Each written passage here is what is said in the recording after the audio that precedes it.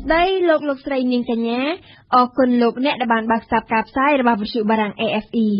នៅវេលានេះម៉ោង 7 ព្រឹកកម្មវិធីព័ត៌មានដោយអឹមរចនាធ្លាក់អធិបតេយ្យសម្រាប់មនុស្ស 4 នាក់នៅក្នុងពេលវឹកហាត់លោកស្រីមួលសុខួរអញ្ជើញទៅរំដោះទីលានប្រជាធិបតេយ្យនៅព្រឹកថ្ងៃអង្គារនេះលោកហ្វ្រង់សូហូឡង់ថាអ៊ីស្រាអែលមានសិទ្ធិការពារខ្លួនប៉ុន្តែត្រូវមានភាពអត់ធ្មត់ដែរមូស្គូអញ្ជើញក្រុមអ្នកសង្កេតការណ៍ OSCE ឲ្យទៅកាន់ព្រំដែនរុស្ស៊ីអ៊ុយក្រែន RFI មេបញ្ជាការនិងមេបញ្ជាការរងកងហោះហើរអធិបតេយ្យបានបាត់បង់ជីវិតនៅក្នុងការធ្លាក់អធិបតេយ្យមួយនៅព្រឹកថ្ងៃច័ន្ទម្សិលមិញខណៈដែលកំពុងធ្វើការហោះហើរនៅក្នុងភូមិសាស្ត្រខណ្ឌដង្កោរាជធានីភ្នំពេញជាសរុបមនុស្សចំនួន 4 នាក់ក្នុងចំណោម 5 នាក់បានស្លាប់ដោយសារបដិវហេតុនេះហើយសិក្ខាកាមម្នាក់បានរួចជីវិតមេបញ្ជាការកងទ័ពអាកាសកម្ពុជានៅមិនទាន់សន្និដ្ឋានពីហេតុការណ៍ដែលនាំឲ្យមានគ្រោះថ្នាក់នេះនៅឡើយទេដោយរងចាំប្រអប់ខ្មៅញឹមសុផលរីកាឧទ្ធម្ភាគចក្រយោធាកម្ពុជាមួយគ្រឿងផលិតនៅប្រទេសចិនបានផ្ទុះធ្លាក់នៅក្នុងទឹករណ្ដៅដីដែលគេជីកលក់ស្ថិតនៅក្នុងសង្កាត់ព្រៃសរខណ្ឌដង្កោរាជធានីភ្នំពេញខណៈដែលឧទ្ធម្ភាគចក្រមួយគ្រឿងនេះកំពុងធ្វើការហ្វឹកហាត់នៅក្នុងភូមិសាស្ត្រនោះនាយឧត្តមសេនីយ៍សឹងសំណាងមេបញ្ជាការកងទ័ពជើងអាកាសបានថ្លែងប្រាប់វិទ្យុបារាំងអន្តរជាតិថាមានមន្ត្រីយោធាដែលជាគ្រូនិងសិស្សចំនួន 5 នាក់ជិះនៅលើឧទ្ធម្ភាគចក្រមួយគ្រឿងនោះហេតុការណ៍នេះបានធ្វើឲ្យមនុស្ស 4 នាក់ស្លាប់និងម្នាក់រួចរស់ជីវិតហើយត្រូវបានបញ្ជូនទៅសង្គ្រោះនៅមន្ទីរពេទ្យក្នុងចំណោមអ្នករងគ្រោះទាំងនោះមាន 2 នាក់ជាគ្រូផ្នែកហោះហើរកងទ័ពជើងអាកាសគឺឧត្តមសេនីយ៍តូផ្កាយ2អ៊ុនប៉ុណ្ណាហានិងឧត្តមសេនីយ៍ត្រីផ្កាយ1អៀងច័ន្ទរិទ្ធអ្នកទាំងពីរគឺជាមេបញ្ជាការរងនិងជាគ្រូបង្វឹកកងហ្វឹកហ្វឺនសាលាទ័ពអាកាសកម្ពុជាដែលធ្លាប់បានទៅសិក្សានៅអតីតសហភាពសូវៀតដោយឡែកសិក្ខាកាម 2 នាក់ផ្សេងទៀតដែលបានបាត់បង់ជីវិតដែរនោះធ្លាប់បានរៀនផ្នែកហោះហើរឧទ្ធម្ភាគចក្រនៅប្រទេសចិនទោះជាយ៉ាងណាក៏ដោយនាយឧត្តមសេនីយ៍សឹងសំណាងបានបញ្ជាក់ថាជាលក្ខណៈបច្ចេកទេសគេមិនអាចទាញការសន្និដ្ឋានភ្លាមជាផ្លូវការបានទេខណៈដែលក្រុមរុករកមកពីគណៈកម្មាធិការជាតិគ្រប់គ្រងគ្រោះមហន្តរាយកំពុងតែសហការស្វែងរកប្រអប់ខ្មៅរបស់យន្តហោះបញ្ហាពាក់ព័ន្ធនឹងការងារវិទ្យាសាស្ត្រយើងអាចនិយាយចម្លើយបានព្រាមទេព្រោះយើងត្រូវស្រាវជ្រាវរកប្រអប់ខ្មៅនៅក្នុងអធិបតេយ្យហ្នឹងបច្ចុប្បន្នកងកម្លាំង70លោកកំពុងតែមុតកន្លែងធ្លាក់នោះវាជំរុញរហូតដល់20 ម៉ែត្រទេយើងវិញគាត់តែយើងចូលអានោះបានយើងអាចយកមកវិភាគអំពីទិន្នន័យថាតើដែលឧបទ្ទហេតុដែលកើតឡើងហ្នឹងកើតឡើងដោយសារអីសូមបញ្ជាក់ថាកងទ័ពអាកាសកម្ពុជាតែងជ្រើសរើសយកតំបន់ដែលជួបឧបទ្ទវហេតុដើម្បីហ្វឹកហាត់ជារៀងរាល់ថ្ងៃក៏ប៉ុន្តែទើបតែពេលនេះដែលការហ្វឹកហាត់បានជួបប្រទះនៅគ្រោះថ្នាក់ដូចនេះជាអារម្មណ៍លោកសឹងសំណាងបានសម្ដែងនឹងការសោកស្ដាយចំពោះគ្រូបង្វឹកដែលមានទេពកោសល្យនិងបទពិសោធន៍ខ្ពស់ផ្នែកហោះហើរឧទ្ធម្ភាគចក្រដែលកម្ពុជាមានធនធានមនុស្សដូចនេះតិចតួចនៅឡើយតកតងនឹងការធ្លាក់អធិបតេយ្យនេះដែរនៅក្នុងបទសម្ភាសន៍ជាមួយវិទ្យុបារាំងអន្តរជាតិកាលពីម្សិលមិញលោកញឹមវណ្ដាទេសរដ្ឋមន្ត្រីនិងជាអនុប្រធានទី1នៃគណៈកម្មាធិការជាតិគ្រប់គ្រងគ្រោះមហន្តរាយបានឲ្យដឹងថាសាកសពជនរងគ្រោះទាំង 4 នាក់ត្រូវបានគេស្រង់ចេញពីរណ្ដៅដីដែលពេញព្រាបទៅដោយទឹកអស់ហើយនៅម៉ោង 7:06 ល្ងាចថ្ងៃច័ន្ទម្សិលមិញបើតាមលោកញឹមវណ្ដាគ្រោះថ្នាក់ធ្លាក់អធិបតេយ្យនេះជាគ្រោះមហន្តរាយមួយដែលកើតឡើងដោយកត្តាមនុស្សរីឯការជីករណ្ដៅយកដីដែលមានជម្រៅជ្រៅដូចនេះក៏បង្កឡើងដោយមនុស្សបណ្ដាលឲ្យមានមហន្តរាយដ៏សោកសៅនេះផងដែរនៅថ្ងៃច័ន្ទម្សិលមិញនេះក្រុមអ្នកភូមិបឹងកក់និងថ្មគោលបានលើកគ្នាទៅតវ៉ានៅសាលារាជធានីភ្នំពេញជាថ្មីម្ដងទៀតដើម្បីឲ្យសាលារាជធានីពន្យាការដោះស្រាយចំនួនដីធ្លីរបស់ពួកគាត់ក្រុមអ្នកភូមិបានកាន់កូនផ្ទះនិងលើកផ្ទាំងក្រដាសដែលសរសេរថាពួកយើងត្រូវការផ្ទះនិងពួកយើងត្រូវការការដោះស្រាយជាបន្ទាន់យ៉ាងណាក៏ដោយការតវ៉ានេះបានប្រព្រឹត្តទៅដោយសន្តិវិធីមិនមានអំពើហិង្សាឬការបិទផ្លូវដោយសពដងនោះឡើយការប្រកួតបាល់ទាត់ថ្នាក់ពិភពលោករយៈពេល1ខែទើបតែបានបិទបញ្ចប់ទៅកាលពីរំលងអាធ្រាត្រថ្ងៃច័ន្ទទី14 កក្កដាម្សិលមិញនេះការប្រកួត World Cup ដែលបានប្រព្រឹត្តទៅរយៈពេលពេញ1ខែត្រូវបានអ្នកគ្រប់គ្រងកីឡាកម្ពុជាអះអាងថាបានផ្ដល់បទពិសោធន៍មួយចំនួនសម្រាប់វិស័យកីឡាកម្ពុជាលោកវ៉ាន់ចម្រើនអគ្គលេខាធិការគណៈកម្មាធិការជាតិអូឡ িম্প ិកកម្ពុជាបានអះអាងថាការសិក្សារៀនសូត្រដែលកម្ពុជាទទួលបានរួមមានការឲ្យតម្លៃលើការឯកភាពនិងស្មារតីជាក្រុមក្នុងការលេងបាល់ទាត់ ត្តការប្រកួតតាមលក្ខណៈវិទ្យាសាស្ត្ររីកចម្រើនការចងក្រងជាឯកសារវីដេអូនៃការប្រកួតទុកសម្រាប់វិភាគលើយុទ្ធសាស្ត្រនិងវឹកហាត់បន្ថែមទៀតជាដើមលោកស្រីមួសុខួរតំណាងរាស្ត្រជាប់ឆ្នោតមណ្ឌលបាត់ដំបងរបស់គណៈបក្សសង្គ្រោះជាតិនឹងធ្វើដំណើរទៅរំដោះទីលានប្រជាធិបតេយ្យនៅព្រឹកថ្ងៃអង្គារនេះហើយនៅវេលាម៉ោង 8 កន្លះព្រឹកការរំដោះទីលានប្រជាធិបតេយ្យនេះត្រូវបានលោកស្រីមួសុខួរគូបញ្ជាក់ថាគឺធ្វើឡើងដើម្បីសេរីភាពបញ្ចេញមតិយុត្តិធម៌និងដើម្បីប្រជាធិបតេយ្យពិតប្រាកដនៅកម្ពុជាគូរំលឹកថាទីលានប្រជាធិបតេយ្យត្រូវបានបិទតាំងពីដើមខែមករាក្រោយការផ្ទុះអំពើហិង្សារវាងកងកម្លាំងមានសមត្ថកិច្ចនិងក្រុមបាតុករដែលបណ្ដាលឲ្យមានមនុស្សស្លាប់របួសនិងត្រូវបានឃុំខ្លួនជាច្រើនអ្នកនៅព្រឹកថ្ងៃច័ន្ទម្សិលមិញសហព័ន្ធនិស្សិតបញ្ញវន្តកម្ពុជាបានជូនដំណឹងទៅសាលាក្រុងភ្នំពេញអំពីបាតកម្មដាក់ញត្តិនៅស្ថានទូតបរទេសចំនួន 7ដែលក្រុងធ្វើនៅថ្ងៃទី 21 កក្កដានោះហើយបាតកម្មដែលនឹងប្រមូលផ្ដុំសមាជិកនៃសម្ព័ន្ធយុវជននិងអង្គការសមាគមខ្មែរកម្ពុជាក្រោមជាច្រើនផ្សេងទៀតនោះមានគោលបំណងជំរុញឲ្យប្រទេសមហាអំណាចដាក់សម្ពាធដល់ប្រទេសវៀតណាមសាលារាជធានីភ្នំពេញបញ្ជាក់អំពីការទទួលលិខិតនោះហើយថាកំពុងតែពិនិត្យរឿងរ៉ាវនេះកាន់តែផុសផុលឡើងឯមៀកជូនព័ត៌មានរឿងរ៉ាវទាក់ទងនឹងសម្ដីរបស់លោកត្រឹងវ៉ាន់ថុងតាំងពីថ្ងៃទី 6 ខែមិថុនាឆ្នាំ 2014 ដែលថាទឹកដីខ្មែរកម្ពុជាក្រោមគឺជាទឹកដីពីដូនតារបស់វៀតណាមហើយបារាំងមិនបានកាត់ដីខ្មែរទៅឲ្យវៀតណាមទេនោះមិនទាន់ចប់ឡើយហើយកាន់តែផុសផុលឡើងលោកម៉ៅពិសេសប្រធានសហព័ន្ធនិស្សិតបញ្ញវន្តកម្ពុជាបានប្រាប់នៅព្រឹកថ្ងៃច័ន្ទទី 14 ខែកក្កដាថាអង្គការរបស់លោកចូលរួមដោយសម្ព័ន្ធយុវជនចំនួន 6 ក្រុមផ្សេងទៀតបានដាក់លិខិតទៅសាលារាជធានីភ្នំពេញរួចហើយដើម្បីជូនដំណឹងអំពីបាតុកម្មដាក់ញត្តិនៅតាមស្ថានទូតប្រទេសមហាអំណាចចំនួន 7ដែលក្រុងធ្វើនៅថ្ងៃទី 21 ខែកក្កដាឆ្នាំ 2014 លោកឡុងឌីម៉ង់អ្នកនាំពាក្យសាលារាជធានីភ្នំពេញបានបញ្ជាក់អំពីការទទួលលិខិតនោះនិងបានបន្ថែមថាគណៈអភិបាលត្រូវការពេលពិនិត្យនិងប្រជុំជាមួយអ្នកដឹកនាំបាតុកម្មនេះជាគម្រោងបាតុកម្មលើកទី2បន្ទាប់ពីបាតុកម្មលើកទី1ពលគឺនៅថ្ងៃទី 8 ខែកក្កដាដដែលបានកើតឡើងនិងត្រូវបានបង្ក្រាបដោយអាជ្ញាធរពេលនោះគោលបំណងរបស់បាតុករគឺដើម្បីឲ្យអ្នកនាំពាក្យស្ថានទូតវៀតណាមនៅកម្ពុជាធ្វើការសុំទោសនិងកែតម្រូវពាក្យសម្ដីរបស់ខ្លួនដែលបានថ្លែងតាមវិទ្យុអាស៊ីសេរីពេលនេះក្រៅពីដើម្បីឲ្យលោកត្រឹងវ៉ាន់ថុងសុំទោសនិងកែតម្រូវពាក្យសម្ដីរបស់ខ្លួនគោលបំណងនៃបាតុកម្មដាក់ញត្តិនៅតាមស្ថានទូតគឺដើម្បីជំរុញឲ្យស្ថានទូតសហរដ្ឋអាមេរិកស្ថានទូតបារាំងស្ថានទូតអង់គ្លេសស្ថានទូតរុស្ស៊ី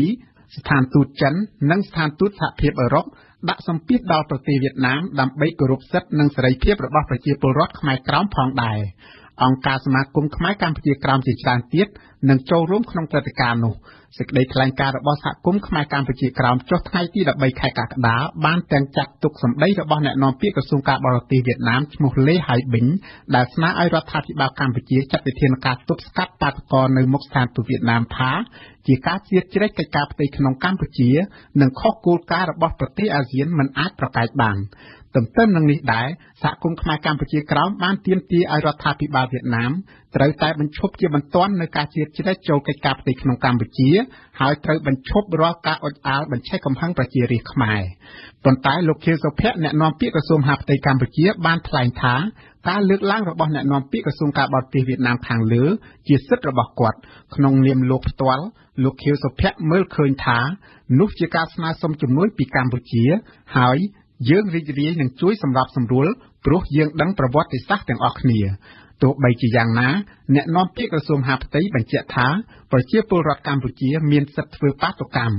កម្មកររោងចក្រអូសេអង់នៅមិនទាន់ទទួលបានដំណោះស្រាយណាមួយនៅឡើយទេនៅថ្ងៃច័ន្ទម្សិលមិញបើទោះបីជាមានការចូលអន្តរាគមន៍ពីសំណាក់គណៈកម្មការដោះស្រាយកុតកម្មបាតកម្មក៏ដោយគ្មានដំណោះស្រាយព្រោះភាគីតកែរោងចក្រមិនចូលរួមនៅក្នុងការដោះស្រាយនេះទេនៅពេលនេះកម្មករនៅរងចាំចម្លើយពីគណៈកម្មការដោះស្រាយកុតកម្មបាតកម្មជាមុនសិនព្រោះគណៈកម្មការនេះបានសន្យាថានឹងព្យាយាមតាក់ទងទៅតកែរោងចក្រនេះបើតាមលោកឆេងឆនអគ្គលេខាធិការនៃសម្ព័ន្ធសហជីពចលនាកម្មករកម្ពុជា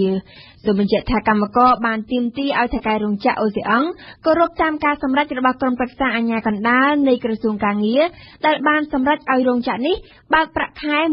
100% និងប្រាក់អត្ថប្រយោជន៍ផ្សេងៗនៅក្នុងពេលដែលក្រុមហ៊ុនផ្អាកការងារមួយខែ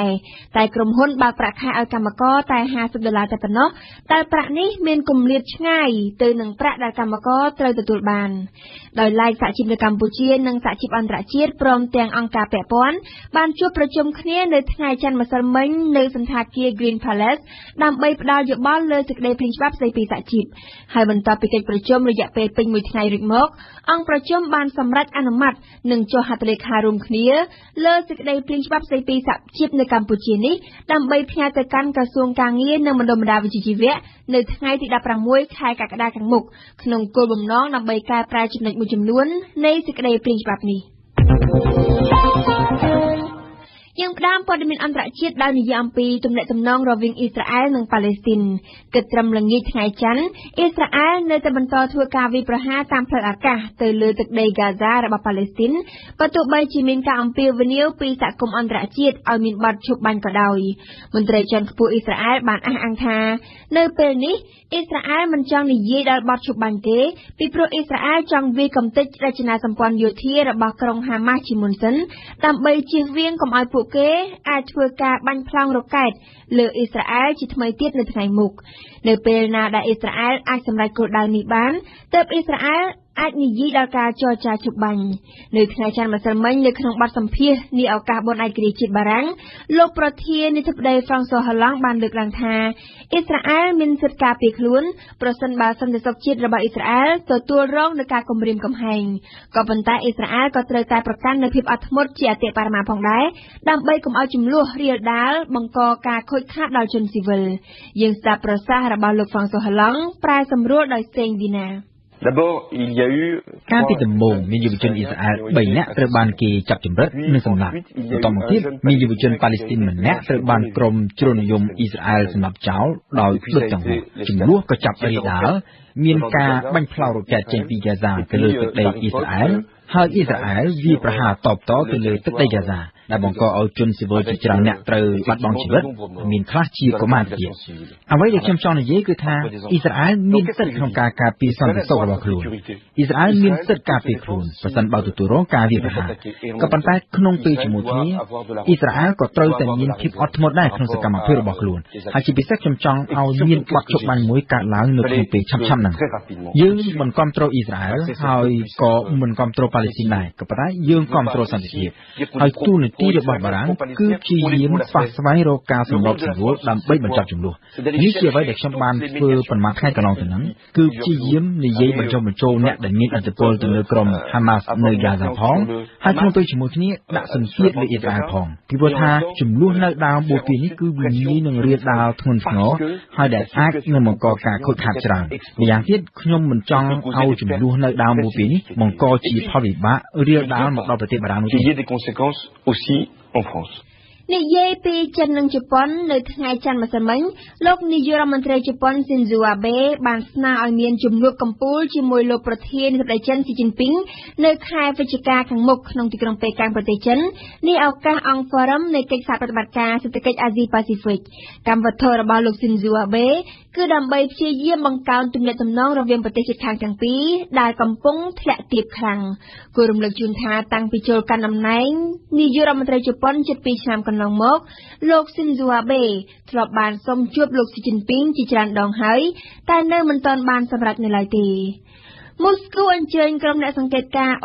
OSCE ឲ្យទៅកាន់ព្រំដែនរុស្ស៊ីអ៊ុយក្រែនសេចក្តីអញ្ជើញនេះត្រូវបានធ្វើឡើងនៅថ្ងៃច័ន្ទម្សិលមិញគឺមួយថ្ងៃក្រោយពីខាងភាគីអ៊ុយក្រែនមានគ្រាប់កាំភ្លើងធំ7គ្រាប់បានធ្លាក់លើក្រុងរុស្ស៊ីមួយនៅខេត្តជាប់ព្រំដែនអ៊ុយក្រែនបណ្ដាលឲ្យពលរដ្ឋរុស្ស៊ីម្នាក់ស្លាប់និងរបួស2នាក់ព្រមទាំងបំផ្លាញផ្ទះអ្នកស្រុករុស្ស៊ីអស់2ខ្នងទៅផងយើងស្ដាប់កៅឆាយារីកាពីទីក្រុងមូស្គូប្រទេសរុស្ស៊ីទីក្រុងម៉ូស្គូសង្កត់ធ្ងន់ថាសេចក្តីអញ្ជើញរបស់រុស្ស៊ីគឺជាកាយវិការសុឆន្ទៈដោយមិនរងចាំឡើយទម្រាំមានអនុវត្តរបបឈប់បាញ់បានជាប់លោកនៅខេត្តប៉ែកខាងកើតអ៊ុយក្រែនដែលជាលក្ខខណ្ឌតែងបានចោទដោយរុស្ស៊ីមកទល់ឥឡូវតាមដែលម៉ូស្គូលំអិតក្នុងក្រុមអ្នកសង្កេតការណ៍ OSCE អាចមានគ្នា10នាក់សិនសម្រាប់ឈរជើងប្រចាំការនៅនឹងប៉ុស្តិ៍ល្បាត2របស់រុស្ស៊ីខាងត្រួតពិនិត្យច្រកចេញចូលនៅជាប់ព្រំដែនអ៊ុយក្រែន ម៉ូស្គូក៏ចង់ឲ្យឃើញថាទន្ទឹមនឹងពួកអ្នកតំណាងរបស់អង្គការដើម្បីសន្តិសុខនិងសហប្រតិបត្តិការនៅទ្វីបអឺរ៉ុប OSCE រុស្ស៊ីក៏ត្រៀមអនុញ្ញាតឲ្យពួកអ្នកសង្កេតការណ៍របស់អ៊ុយក្រែនវត្តមាននៅនឹងប៉ុស្តិ៍ល្បាតព្រំដែនរបស់រុស្ស៊ីផ្ទាល់ដើម្បីឲ្យគេជឿជាក់ថាគ្មានយោធាឬពួកទាហានស៊ីឈ្នួលរុស្ស៊ីអ្វីណាឆ្លងកាត់ព្រំដែននេះដោយដែលក្រុងគៀវតែងចោទប្រកាន់ថាទៅច្បាំងនៅខាងពួកឧទាមផ្ដាច់ទឹកដីនិយមឯខេត្តតែខាងកើតអ៊ុយក្រែនឡើយជាការកត់សម្គាល់ពេញមួយថ្ងៃម្សិលមិញមធ្យោបាយឃោសនាមហាជនរុស្ស៊ីនាំគ្នាផ្សាយដំណឹងគួរឲ្យភ្ញាក់ផ្អើលចុះផ្សាយដោយកាសែតដ៏ធំនៃក្រុងម៉ូស្គូឈ្មោះកុំម៉ែសង់លេខថ្ងៃ14កក្កដាយោងទៅលើប្រភពដែលជំនិតនឹងវិមានក្រំឡាំងថាជាចម្លើយតបនឹងការបាញ់ពីខាងអ៊ុយក្រែនមកលើដែនដីរុស្ស៊ីភាគីរុស្ស៊ីកំពុងសិក្សាលទ្ធភាពធ្វើការវាយប្រហារផ្ទក់ឲ្យចំទៅលើទីដៅណាដែលតាមមតិម៉ូស្គូគឺចេញពីទីតាំងនោះឯងកាលពីព្រឹកថ្ងៃអាទិត្យ13កក្កដាមានបាញ់ផ្លោងមកលើដែនដីរុស្ស៊ីតែម្ដងប្រភពនោះថែមទាំងគូបញ្ជាក់ថាអំណត់អត់ធ្មត់របស់រុស្ស៊ីមិនមែនគ្មានព្រំដែនទេប៉ុន្តែអ្នកនាំពាក្យផ្លូវការរបស់ប្រធានាធិបតីរុស្ស៊ីលោក Dmitry Peskov បានថ្លែងទៅទីភ្នាក់ងារព័ត៌មាន Bloomberg ថាដំណឹងចុះផ្សាយដោយកាសែតកុម្មុយនីសនោះគឺវាមិនសមហេតុសមផលតែវិតវាមិនស្របនឹងការពិតហើយត្រូវទុកជាមុខហៈមិនអាចយកជាការសោះឡើយពីខ្ញុំកែឆាយាម៉ូស្គូ RFE ក្រុមហ៊ុន Apple របស់អាមេរិកបានប្រកាសបដិសេធការចោទប្រកាន់របស់ចិនដែលថាទូរស័ព្ទ iPhone អាចត្រូវបានគេប្រើដើម្បីលួចយកព័ត៌មានសម្ងាត់ដែលប៉ះពាល់ដល់សន្តិសុខរបស់ចិនក្រុមហ៊ុន Apple បាននិយាយថាប្រព័ន្ធដែលបញ្ជាក់អំពីតំបន់របស់ទូរស័ព្ទនេះអ្នកប្រើប្រាស់អាចចុចបិទឬបើកបានចំណែកក្រុមហ៊ុន Samsung របស់កូរ៉េខាងត្បូងបានសម្រេចព្យួរការរកស៊ីជាមួយក្រុមហ៊ុនដៃគូរបស់ខ្លួនមួយនៅចិនក្រោយពីបានរកឃើញភស្តុតាងថាក្រុមហ៊ុននេះមានប្រើបុគ្គលិកមិនទាន់គ្រប់អាយុឲ្យធ្វើការនៅកូរ៉េខាងជើងនៅថ្ងៃច័ន្ទម្សិលមិញប្រទេសនេះបានបើកសម្ពយុទ្ធបាញ់គ្រាប់ពិតដោយបានបាញ់ផ្លោងកាំភ្លើងធំចំនួន100គ្រាប់ទៅកាន់ទីសមុទ្រដែលនៅជិតភាគខាងលិចព្រំប្រទល់កូរ៉េខាងត្បូងនេះជាការបាញ់គ្រាប់កាំភ្លើងបន្ទាប់ពីមានការបាញ់សាកល្បងមីស៊ីលកាលពីពេលថ្មីៗនេះបើតាមមន្ត្រីកូរ៉េខាងត្បូងមិនមានការគ្រប់គ្រងកាំភ្លើងណាមិនមានគ្រាប់កាំភ្លើងណាមួយហោះចូលក្នុងសមុទ្រកូរ៉េខាងត្បូងនោះទេ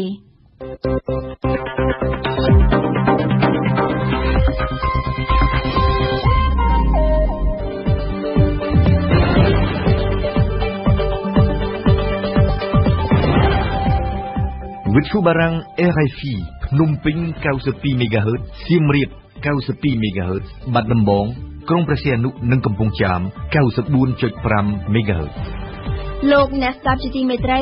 ជាបន្តទៀតនេះលោកអ្នកនាងនឹងបានស្ដាប់នាទីព្រឹត្តិការណ៍កម្ពុជាប្រចាំថ្ងៃនេះឯមាក្សលើកឡើងអំពីទឹកដីកម្ពុជាក្រោមជារបស់វៀតណាមត្រឹមការទទួលស្គាល់ជាអន្តរជាតិបន្ទាប់មកគឺជានីតិទស្សនៈព្រឹត្តិការណ៍កម្ពុជា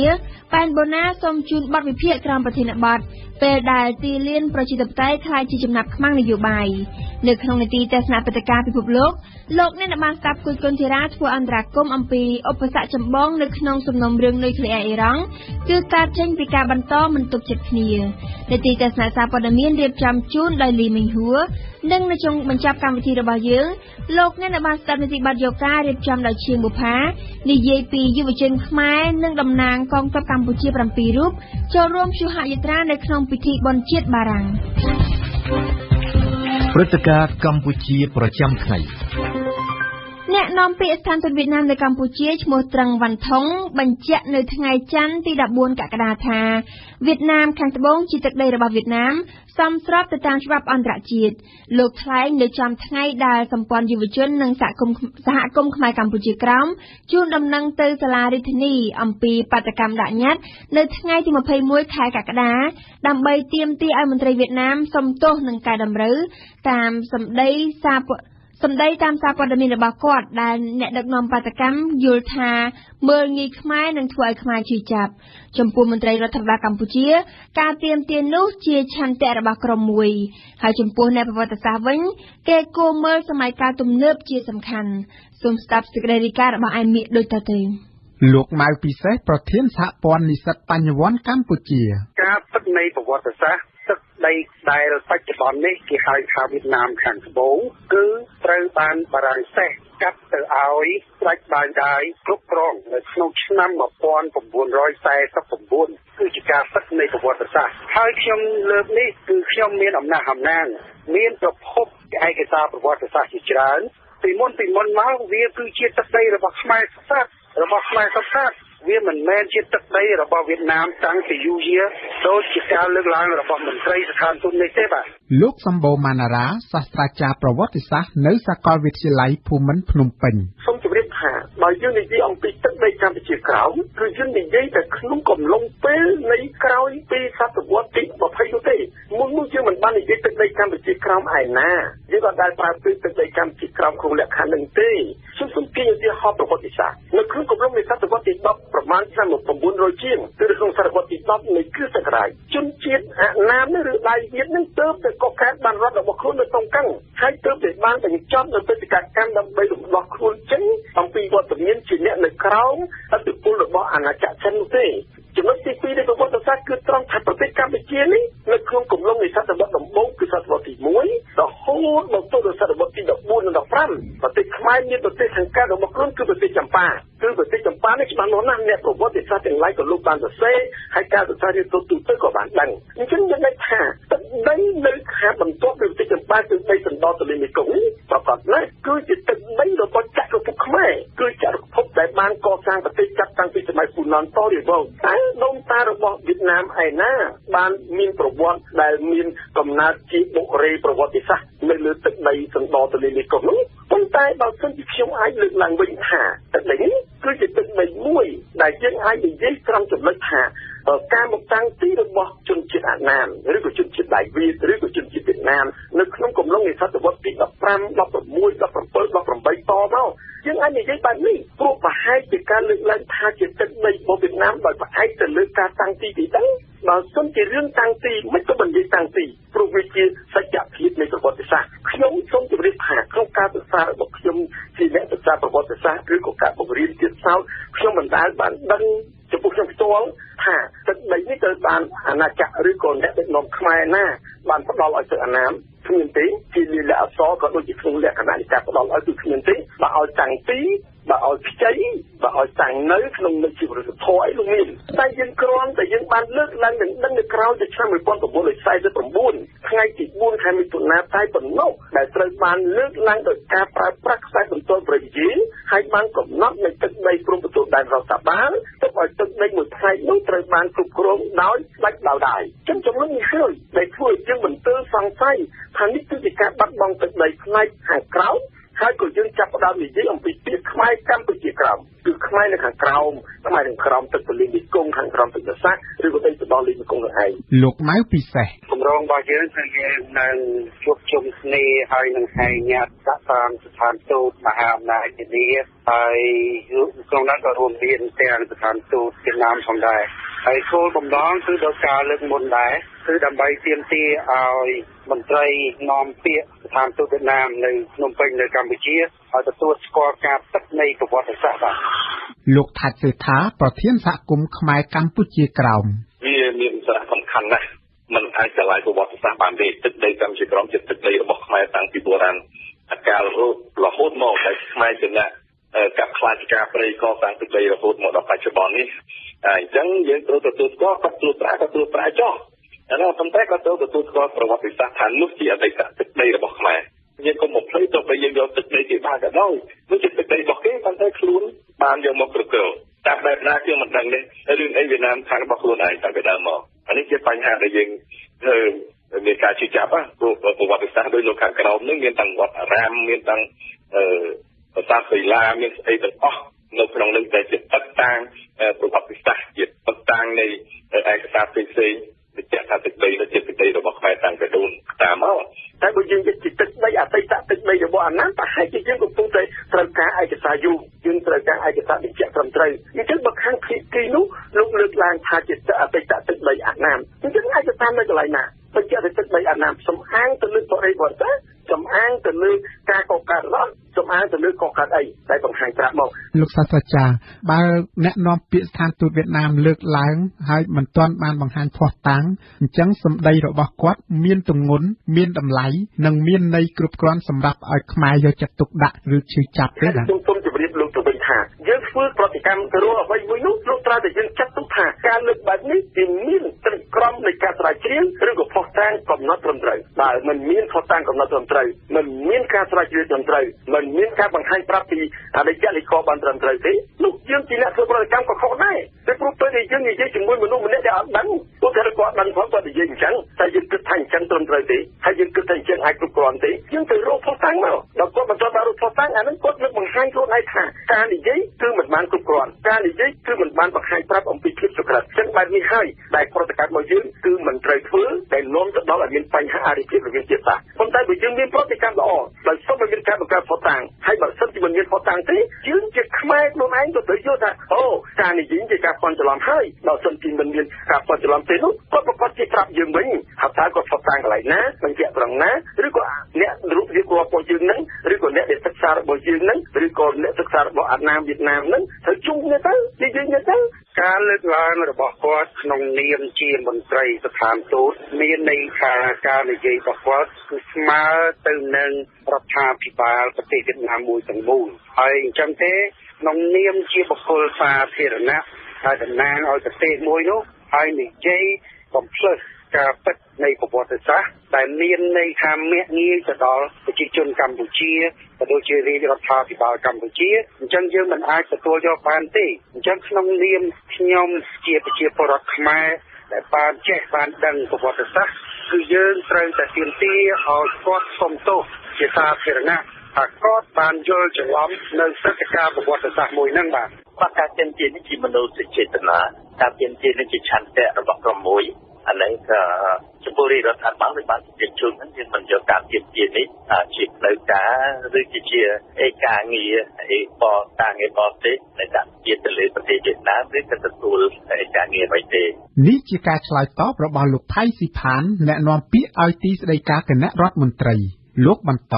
អានេះយើងយល់ឃើញថាការលើកឡើងនេះជាការលើកឡើងប្រវត្តិសាស្ត្រតែប៉ុណ្ណោះដូច្នេះចំពោះខ្ញុំចង់ឃើញអភិជាទាំងអស់គ្នានឹងចាប់ផ្ដើមសិក្សាវិទ្យាសាស្ត្រអំពីប្រវត្តិសាស្ត្រច្រើនពីជាយកសង្គ្រាមជាតិពេជ្រជាសម្ដីហ្នឹងคล้ายទៅជាវិវាទនៅក្នុងរវាងកម្ពុជានិងវៀតណាមវាមិនមានសារៈប្រយោជន៍អ្វីទេហើយចំណែកទី2យើងឃើញការឆ្លងឆ្លើយคล้ายទៅជាសង្គ្រាមនៃវោហារសាស្ត្រហ្នឹងយើងក៏មិនចង់ទទួលបានដែរដោយសារយើងមានការពិសោធន៍ឬការចំនួនការសង្គ្រាមជាតិពេជ្ររវាងកម្ពុជានិងថៃរហូតដល់កម្ពុជាបាត់បង់កិត្តិយសបាត់បង់ផ្លែលុយកាក់ក្នុងការសងដល់ពាណិជ្ជករថៃនឹងជាការមានការពិសោធន៍ធំណាស់ហើយហេតុដូច្នេះយើងមិនមាននិន្នាការណាដែលបន្តឱកាសសម្រាប់ធ្វើការវិភាគកម្ពុជាសម្ដីទេហើយយើងយល់ឃើញថារាល់ការដោះស្រាយយើងទៅធ្វើទៅតាមនីតិវិធីរបស់តែប្រទេសមួយដែលជានីតិរដ្ឋដែលនៅក្នុងសង្គមតែនៅក្នុងសហគមន៍អន្តរជាតិបាទចំណុចហ្នឹងហើយដែលខ្ញុំសូមសម្ដែងដល់ការសោកស្ដាយយ៉ាងខ្លាំងចំពោះរដ្ឋាភិបាលខ្មែរយើងឥឡូវ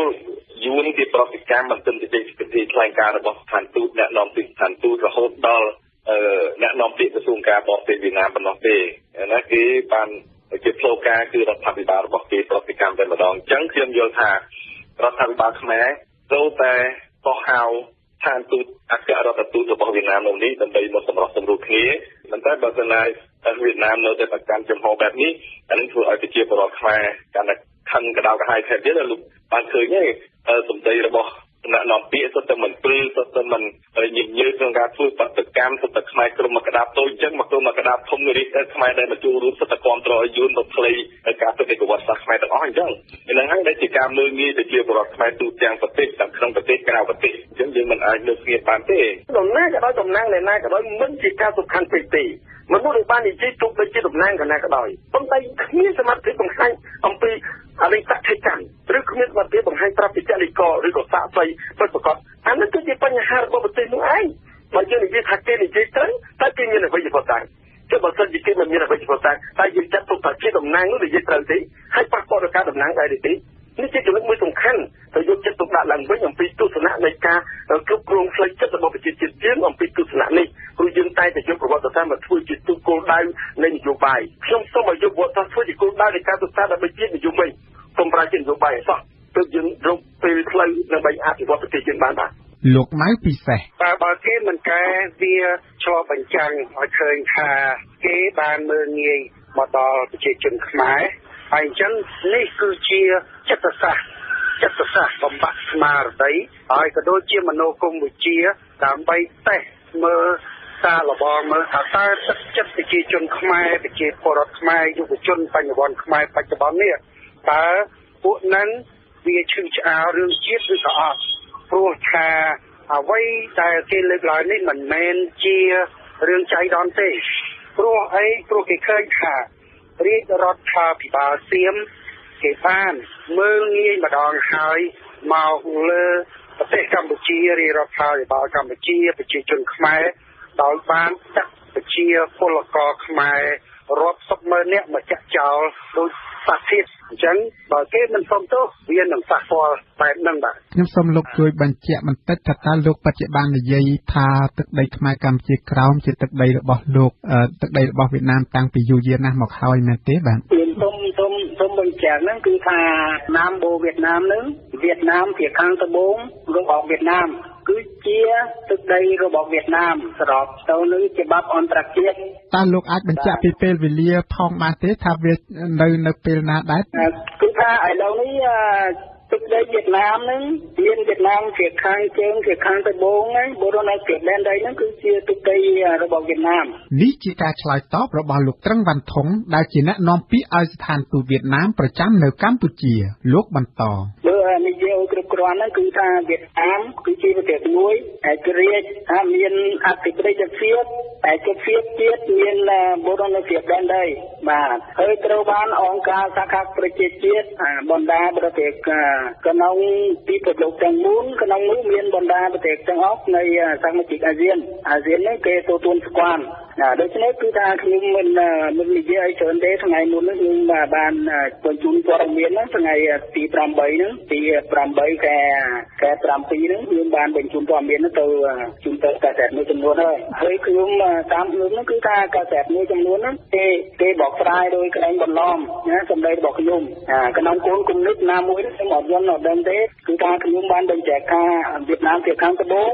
គឺជាទឹកដីរបស់វៀតណាមសមស្របទៅតាមច្បាប់អន្តរជាតិត្រូវបានអង្គការសហប្រជាជាតិ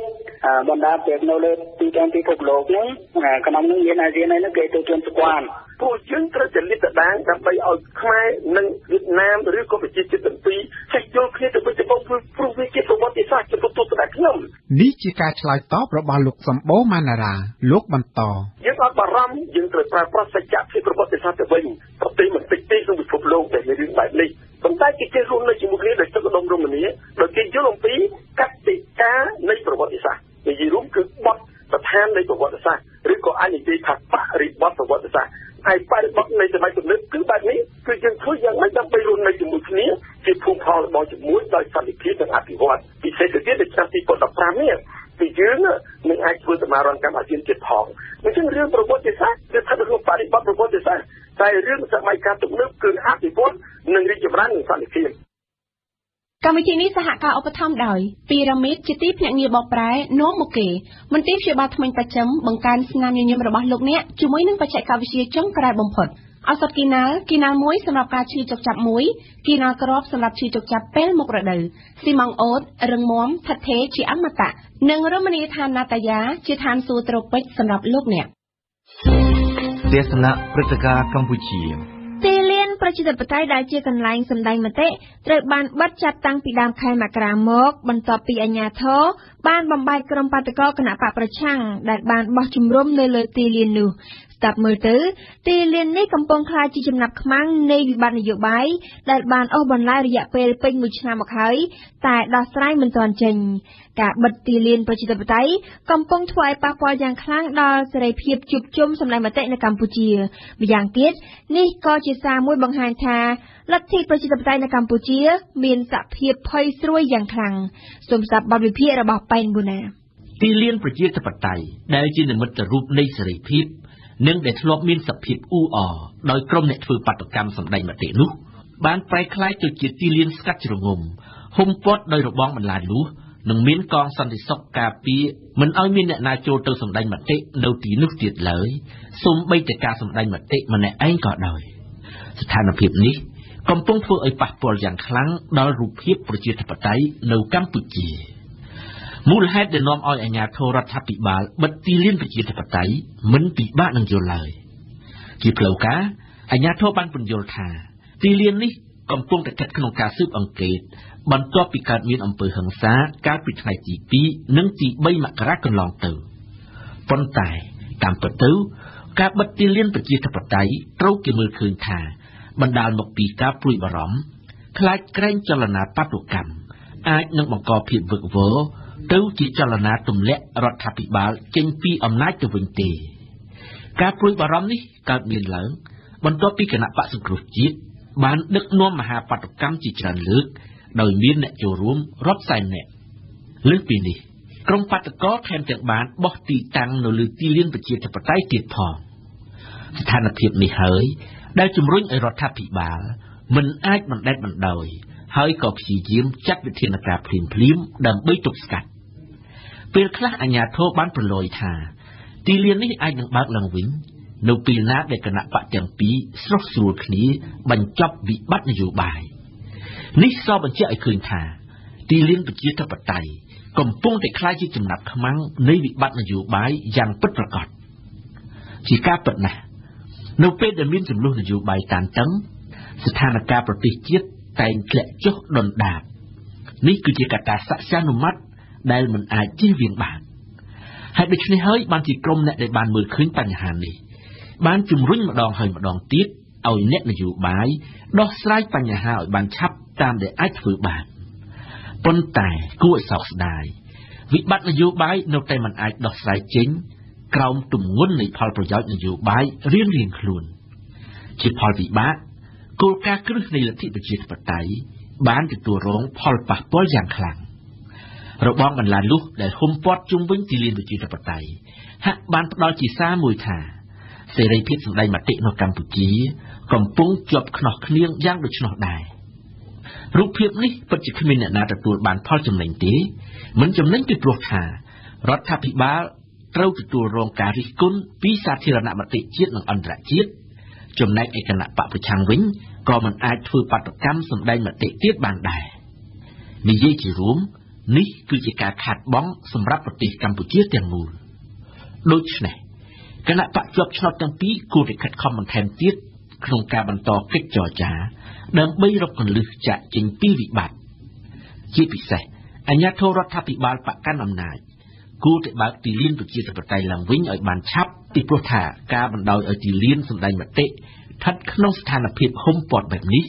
វាពិតជាមិនល្អមើលឡើយរហូតមកទល់ពេលនេះកុំថាឡើយដល់ទៅគណៈបកប្រឆាំងសូម្បីតែសង្គមស៊ីវិលក៏មិនអាចជួបជុំសម្ដែងមតិបានដែរតើកម្ពុជាកំពុងស្ថិតក្នុងស្ថានភាពប្រកាសអាសន្នឬក៏យ៉ាងណាម្យ៉ាងទៀតនៅពេលដែលប្រទេសកំពុងអនុវត្តលទ្ធិប្រជាធិបតេយ្យសេរីពហុបកហើយការជួបជុំសម្ដែងមតិត្រូវបានហាមឃាត់តើគោលការណ៍លទ្ធិប្រជាធិបតេយ្យនៅឯណាតើអ្នកនយោបាយកំពុងតែដឹកនាំប្រទេសធ្វើដំណើរឆ្ពោះទៅកាន់ទីណាទាំងអស់នេះគឺជាសំណួរដែលអ្នកនយោបាយត្រូវផ្ដល់ចម្លើយការបណ្ដេតបណ្ដោយឲ្យស្ថានភាពនេះនៅតែបន្តអូសបន្លាយប្រទេសកម្ពុជាអាចនឹងជួបបញ្ហាធ្ងន់ធ្ងរជាងនេះទៅទៀតនៅពេលខាងមុខហើយលទ្ធិប្រជាធិបតេយ្យដែលមានអាយុ20ឆ្នាំមកហើយនោះក៏អាចនឹងវិលទៅរកចំណុចចាប់ផ្ដើមវិញក៏ថាបានសូមកុំភ្លេចថាសន្តិភាពស្ថិរភាពនយោបាយនិងលទ្ធិប្រជាធិបតេយ្យដែលកំពុងតែកើតមាននៅកម្ពុជាគឺជារបស់ដ៏កម្រណាស់ដូច្នេះគេគួរនាំគ្នាជួយថែរក្សានិងពូនជ្រុំវាឲ្យកាន់តែលូតលាស់ថែមទៀតដោយមិនត្រូវបណ្ដោយឲ្យវាបាត់បង់ទៅវិញទេបើទោះជាក្នុងតម្លៃណាក៏ដោយម្យ៉ាងទៀតបើទោះជាប្រទេសកាន់លទ្ធិប្រជាធិបតេយ្យមែនប៉ុន្តែការបណ្ដោយឲ្យប្រជាធិបតេយ្យស្ថិតក្នុងស្ថានភាពជាចំណាប់ខ្មាំងនយោបាយក៏ជាសារមួយទៀតបង្ហាញថាប្រជាធិបតេយ្យនៅកម្ពុជាស្ថិតក្នុងស្ថានភាពផុយស្រួយយ៉ាងខ្លាំងនេះគឺជាអ្វីដែលអ្នកនយោបាយគណៈបកជាប់ឆ្នោតទាំងពីរមិនអាចមើលរំលងបានឡើយទេសនាព្រឹត្តិការណ៍ពិភពលោក ពេញមួយថ្ងៃអាទិត្យទី13កក្កដាក្រមប្រទេស 5+1 ស្ដីពីបញ្ហានុយក្លេអ៊ែរអ៊ីរ៉ង់បានជួបប្រជុំគ្នាជាថ្មីនៅទីក្រុងវីយ៉ែនប្រទេសអូទ្រីសដើម្បីស្វែងរកកិច្ចព្រមព្រៀងចុងក្រោយមួយស្ដីពីសំណុំរឿងនេះឲ្យបានមុនថ្ងៃទី20កក្កដាខាងមុខតែមិនទាន់អីផងភាគីនីមួយៗបានទទួលស្គាល់ថានៅមានផ្លូវវែងឆ្ងាយដែលត្រូវដើរមុននឹងអាចសម្រេចបាននូវកិច្ចព្រមព្រៀងជាស្ថាពរនោះហេតុអ្វីបានជាសំណុំរឿងមួយនេះនៅតែបន្តប្រទាញប្រទង់គ្នាខ្លាំងម្ល៉េះនិងថាតើអ្វីទៅជាឧបសគ្គចម្បងនោះគុយគុណធីរ៉ាឆ្លើយតបនឹងសំណួរនេះជូនលោកអ្នកវាជាសំណុំរឿងមួយច្រំដែលតែវាជាបច្ចុប្បន្នភាពមួយដែលយើងត្រូវលើកយកមកនិយាយជាថ្មីដោយជាមិនរួចព្រោះកិច្ចប្រជុំ5ភាគីបូក1ស្ដីពីនុយក្លេអ៊ែរអ៊ីរ៉ង់លើកនេះត្រូវរកឲ្យបាននៅកិច្ចព្រមព្រៀងជាស្ថាពរមួយឲ្យបានមុនថ្ងៃទី20កក្កដាខាងមុខជំរើសយកថ្ងៃទី20កក្កដាឆ្នាំ2014ជាថ្ងៃអសានវិទ្យក៏មិនមែនជារឿងមួយចៃដន្យទេតែជាការសម្រេចចិត្តរួមគ្នាមួយនាកិច្ចប្រជុំនៅក្នុងទីក្រុងហ្សឺណែវប្រទេសស្វីសកាលពីខែវិច្ឆិកាឆ្នាំ2013កន្លងទៅកាលនោះភាគីពាក់ព័ន្ធដោយរាប់បញ្ចូលទាំងអ៊ីរ៉ង់ផងបានចុះទៅលេខាលើកិច្ចព្រមព្រៀងបឋមមួយស្ដីពីបញ្ហានុយក្លេអ៊ែរអ៊ីរ៉ង់ដ៏ស្មុគស្មាញនិងអូសបន្លាយកិច្ចព្រមព្រៀងបឋមនោះបានចែងយ៉ាងច្បាស់ពីការរំលាយកម្មវិធីនុយក្លេអ៊ែរអ៊ីរ៉ង់ជាថ្នូរនឹងការលើកទណ្ឌកម្មសេដ្ឋកិច្ចអន្តរជាតិថ្ងៃនេះទី15កក្កដាពលគឺនៅសល់តែ5ថ្ងៃទៀតប៉ុណ្ណោះដែលគេត្រូវរកឲ្យឃើញនៅកិច្ចព្រមព្រៀងចុងក្រោយមួយតែអ្វីជាការកត់សម្គាល់នោះនៅត្រង់ថានៅក្រៅកិច្ចប្រជុំពេញមួយថ្ងៃអាទិត្យទី13កក្កដាមកភាគីពាក់ព័ន្ធនីមួយៗហាក់ដូចជាគ្មានសុទិដ្ឋិនិយមបន្តិចណាសោះថាគេនឹងអាចសម្រេចបាននៅកិច្ចព្រមព្រៀងជាស្ថាពរមួយស្ដីពីសំណុំរឿងនុយក្លេអ៊ែរអ៊ីរ៉ង់ឲ្យបានមុនថ្ងៃទី20កក្កដានោះទាំងលោកប្រមុខការទូតបារាំងអាល្លឺម៉ង់និងអង់គ្លេសសុទ្ធតែបានទទួលស្គាល់ថានៅមានផ្លូវវែងឆ្ងាយដែលត្រូវដើរមុននឹងសម្រេចបាននៅកិច្ចព្រមព្រៀងចុងក្រោយតាមរយៈពាក្យសម្ដីនេះនាំឲ្យគេយល់បានថា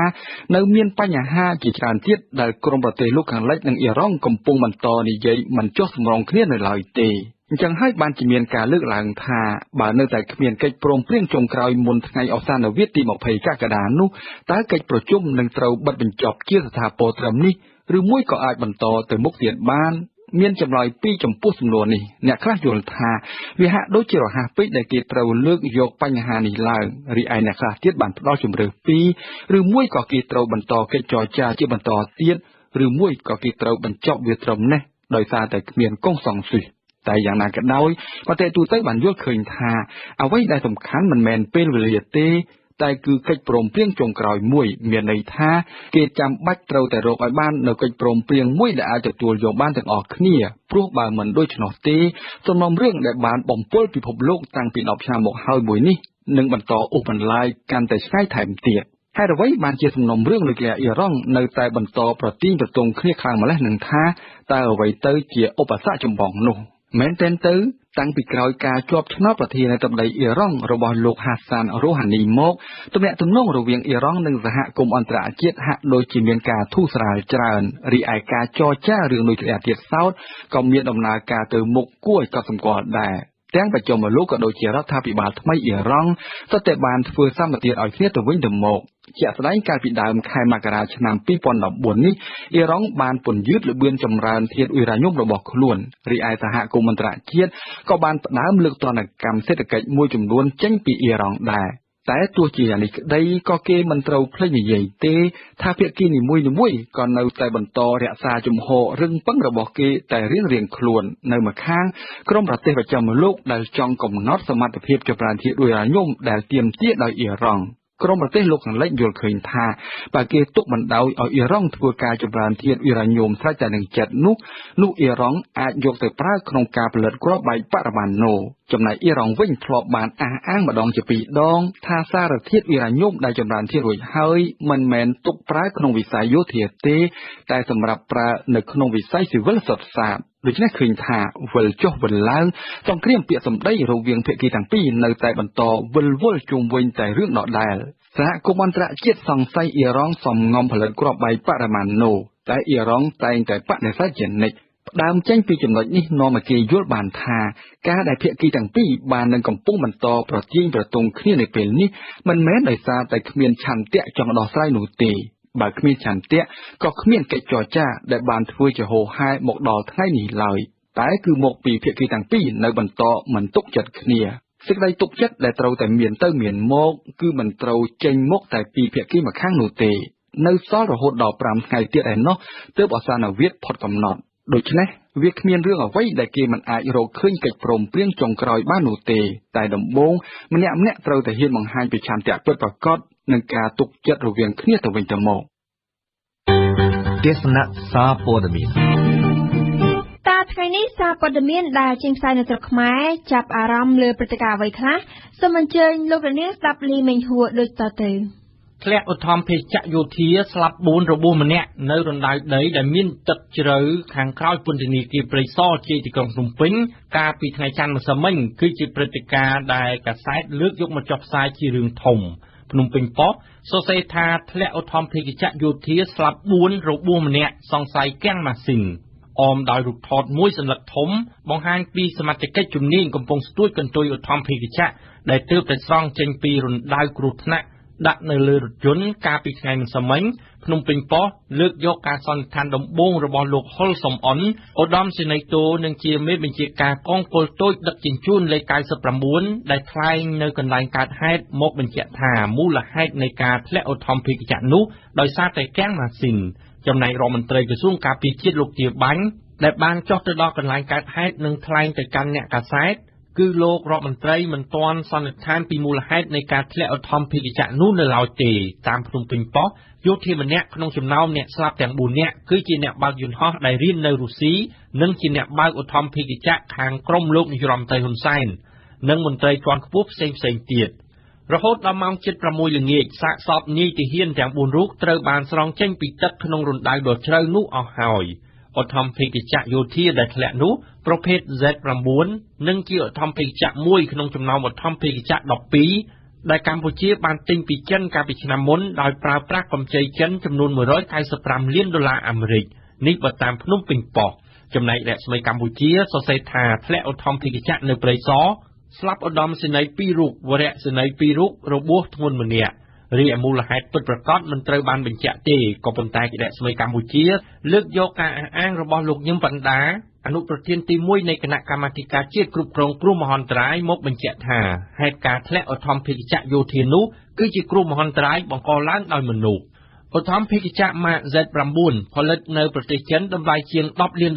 ធ្លាក់ចូលក្នុងរណ្ដៅដីនៅព្រៃសរកុសន្តិភាពបានរៀបរាប់ពីហេតុការធ្លាក់ឧទ្ធម្ភាគចពេលហោះហើរវឹកហាត់ជួបអកុសលក្នុងរណ្ដៅដីស្លាប់4នាក់របួសម្នាក់កាលពីព្រឹកថ្ងៃច័ន្ទអមដោយរូបថតឧទ្ធម្ភាគចមិនទាន់ធ្លាក់និងសកម្មភាពកងយោធាស្រង់បំណែកនិងកន្ទុយឧទ្ធម្ភាគចចេញពីក្នុងទឹករណ្ដៅដ៏ជ្រៅនោះកុសន្តិភាពក៏បានចំណាយមួយទំព័របង្ហាញពីទិដ្ឋភាពទូទៅ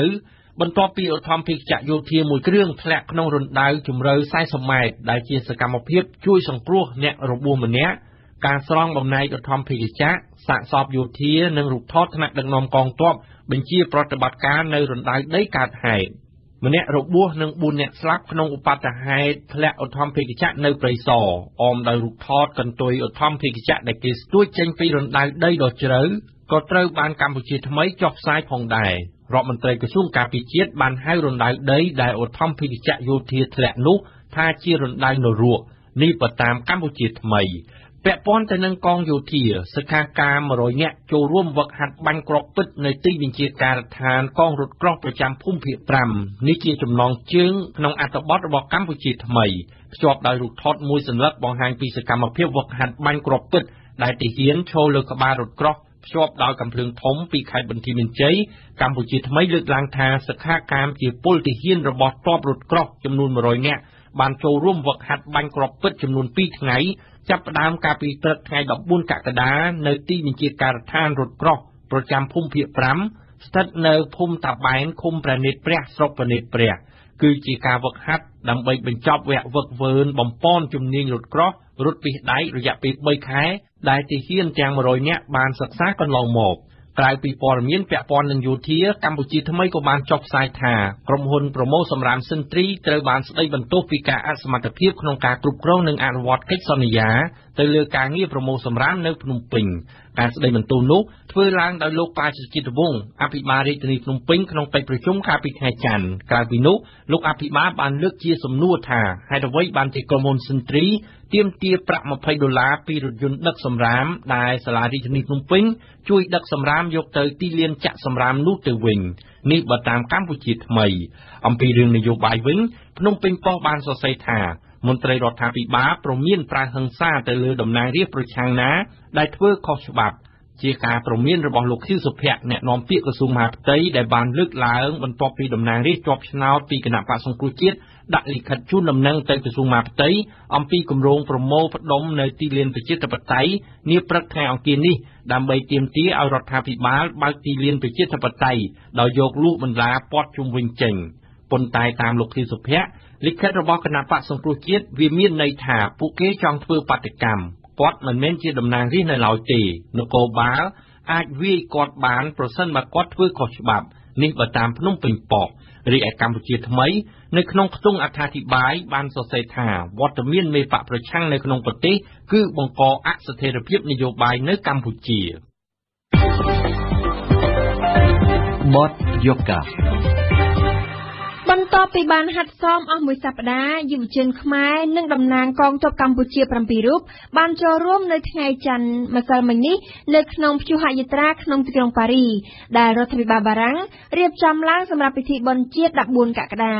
នៅក្នុងពិធីបុណ្យជាតិបារាំងឆ្នាំនេះរដ្ឋាភិបាលបានអញ្ជើញយុវជននិងកងទ័ពមកពីប្រទេសចំនួន80ដើម្បីរំលឹកខួប100ឆ្នាំនៃសង្គ្រាមលោកលើកទី1ឆ្នាំ1914ដល់ឆ្នាំដល់ឆ្នាំ2014សូមអញ្ជើញលោកនាងស្ដាប់បទយកការរបស់ជាងបុប្ផាពីទីក្រុងប៉ារីប្រទេសបារាំងដូចតទៅ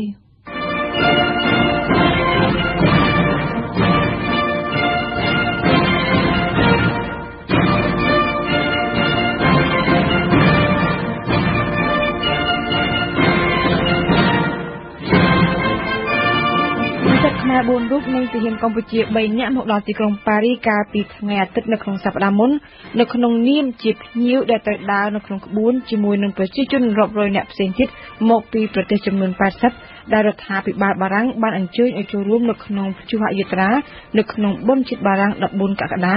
ដែលឆ្នាំនេះគឺចំនឹងខួប100ឆ្នាំនៃសង្គ្រាមលោកលើកទី1បុណ្យបញ្ញានិងនប់សង្វាលៀបមកពីមហាវិទ្យាល័យវិទ្យាសាស្ត្រនិងនីតិសាស្ត្រសេដ្ឋកិច្ចចំណែកអឹមសូលីដានិងផលសុផានិតមកពីវិទ្យាស្ថានបច្ចេកវិទ្យាកម្ពុជា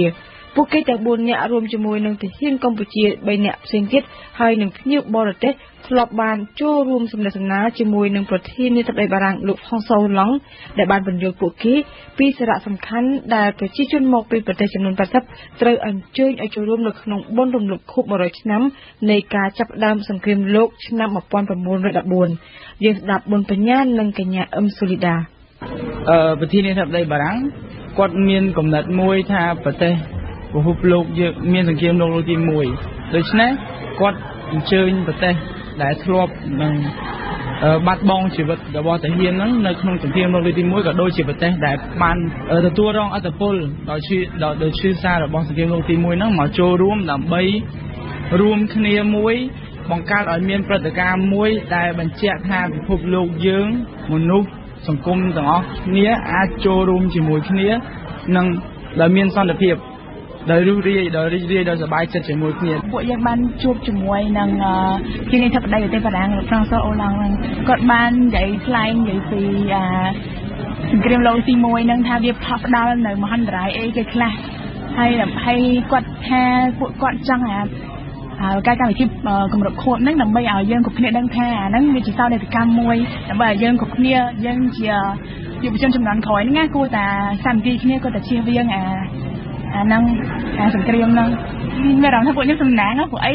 មានបារាំងខ្លះក៏គេអត់នឹងបានឃើញវិធានថាបដីគេផ្ទាល់ផងហើយពួកខ្ញុំនៅវិណាវិន័យម្ដងអាចបានឃើញគាត់ផ្ទាល់មុននឹងអាចដើរក្បួនទាំងយុវនិស្សិតនិងទាហានខ្មែរបានហាត់សមអស់ពេញមួយសប្តាហ៍ជាមួយនឹងជនបរទេសផ្សេងទៀតនៅតាមបន្ទាយទ័ពបារាំងក្រៅទីក្រុងប៉ារីនៅម៉ុងវ៉ាលេរៀងជាក្រុងប៉ារីនិស្សិត4រូបហាត់ពុតលុតដំខ្លួនដើម្បីសម្របខ្លួនចូលក្នុងក្បួនព្យុហយាត្រាបារាំងពួកខ្ញុំទាំងអស់គ្នាដែលត្រូវបានអញ្ជើញមកនេះគឺគេឲ្យពួកខ្ញុំហាត់លុតដំពួកខ្ញុំមិនdéfilé militaire ដោយបងតាហ៊ានទេក៏មិនថាពួកខ្ញុំសម្ដែងជាឈុតឆាកមួយ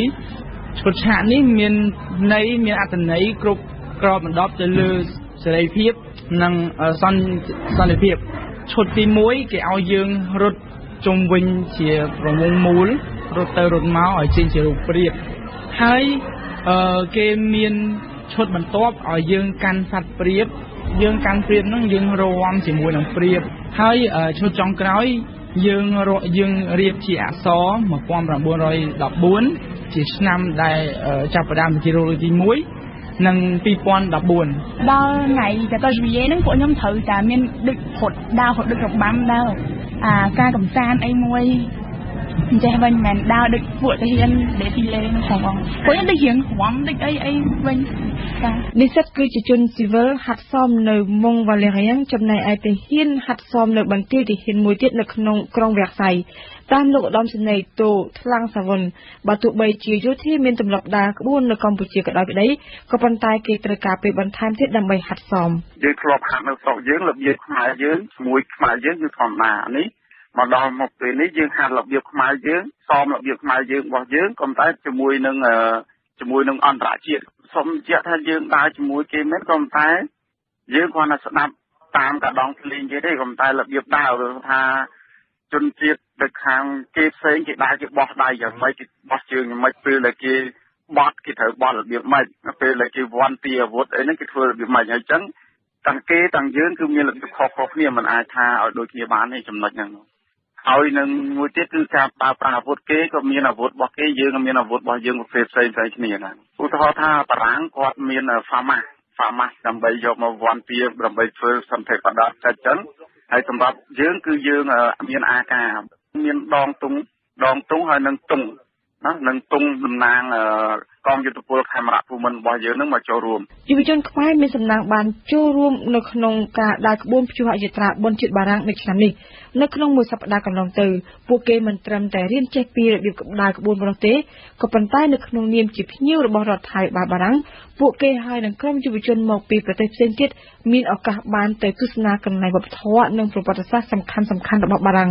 កញ្ញានប់សង្វាលៀបរីករាយនឹងរៀនសូត្រវប្បធម៌បរទេសចំពោះវប្បធម៌ខ្មែរខុសពីរបស់គេគឺត្រង់ថាយើងរៀងបិទតិចគេរៀង open ចង់និយាយថាគេអបកាន់នេះដែលប៉ះដៃប៉ះជើងគ្នាតិចតួចអញ្ចឹងវាប្រកាន់ភាពជិតស្និទ្ធស្នាលជាមិត្តភក្តិអីចឹងដល់ពេលខ្មែរវិញអាចប៉ះយើងបាននៅតែខ្មែរប៉ះគេវាយមកដល់ដូចខ្ញុំជាស្រីចឹងមកដល់យើងជាការថតចឹងឬក៏ពេលរំចឹងយើងអាចប្រកាន់គេបានទេពេលរំគឺពួកខ្ញុំត្រូវឲ្យឆ្កេះគ្នាតជាលេខព្រោះពួកខ្ញុំធ្វើជាលេខ1914និង2014គឺតំណាង100ឆ្នាំមកអញ្ចឹងពួកខ្ញុំដូចខ្ញុំនៅក្នុងពួកខ្ញុំ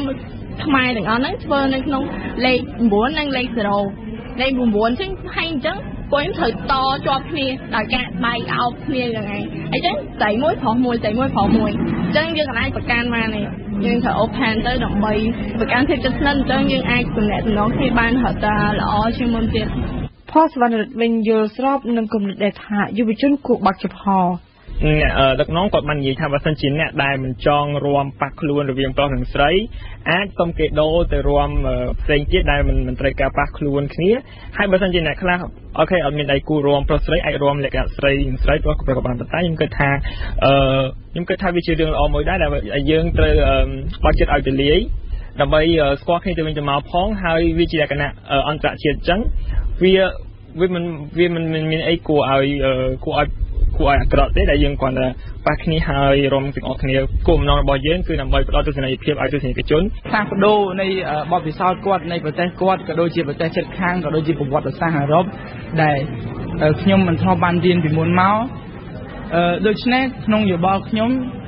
គិតថាដំណើរលើកនេះគឺជាដំណើរមួយដ៏អស្ចារ្យដែលមិនអាចរកបានក្នុងជីវិតខ្ញុំព្រោះថាខ្ញុំមិនត្រឹមបានមកស្គាល់ស្រុកបារាំងហើយក៏ដូចជាបានស្គាល់មិត្តភ័ក្តិមនុស្សមកពីស្រុកច្រើននៅលើពិភពលោកហើយក៏បានផ្លាស់ប្ដូរក៏បានផ្សព្វផ្សាយនៃអរិយធម៌ដ៏ល្អរបស់ប្រទេសកម្ពុជាឲ្យបានច្រើនជាងនេះហើយក៏ដឹងក្នុងចំណុចខ្លួនឯងក៏បានផ្លាស់ប្ដូរក៏បានដឹងនិងទទួលយកចំណេះដឹងរបស់គេដើម្បីយកទៅចែកចាយនិងប្រាប់ដល់មិត្តភ័ក្តិនៅប្រទេសខ្មែរ លោកនាយកស្ដាប់ជាទីមេត្រីកម្មវិធីព័ត៌មានរយៈពេល1ម៉ោងរបស់វិទ្យុបារាំង AFE នៅព្រឹកនេះបានឈានដល់ទីបញ្ចប់ហើយបន្ទាប់ពីនេះគឺជាកម្មវិធីព័ត៌មានជាភាសាបារាំងហើយនៅម៉ោង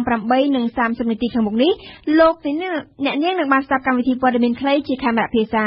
វិទ្យុបារាំងអន្តរជាតិសូមអរគុណចំពោះភក្ដីភាពរបស់អស់លោកអ្នកដែលតែងតែគាំទ្រការផ្សាយរបស់យើងខ្ញុំនាងខ្ញុំអឹមរចនានិងសក្ការីសូមជម្រាបលា